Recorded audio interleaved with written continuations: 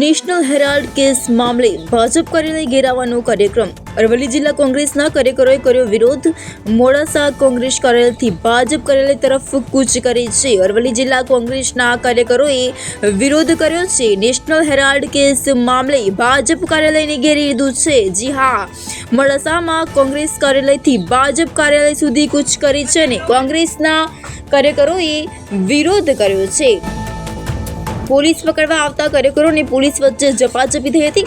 આ કૂચ દરમિયાન પોલીસે કોંગ્રેસના કાર્યકરોને પકડવા આવતી વખતે ઝપાઝપી થઈ હતી। પોલીસ વાન આગળ કોંગી કાર્યકરો સુઈ જઈને વિરોધ કર્યો હતો। પોલીસથી ભાગીને અમુક કાર્યકરો ભાજપ કાર્યાલય આગળ પહોંચીને વિરોધ કર્યો હતો।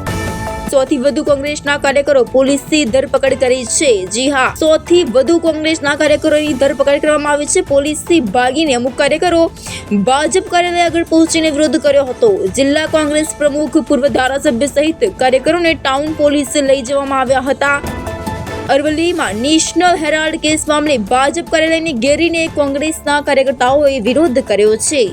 નેશનલ હેરાલ્ડ કેસ મુદ્દે આજે અરવલ્લી જિલ્લા કોંગ્રેસ સમિતિ દ્વારા અરવલ્લી ભાજપ કાર્યાલયના ઘેરાવાનો કાર્યક્રમ રાખવામાં આવ્યો હતો। સોનિયાજી અને રાહુલજીને ખોટી રીતે આ ભાજપની સરકાર દ્વારા ઈડી અને સીબીઆઈનો દુરુપયોગ કરી જે ફસાવાનો પ્રયત્ન કરેલો, પરંતુ નામદાર કોર્ટ દ્વારા તેઓને નિર્દોષ છોડી ક્લીન ચીટ આપવામાં આવી છે।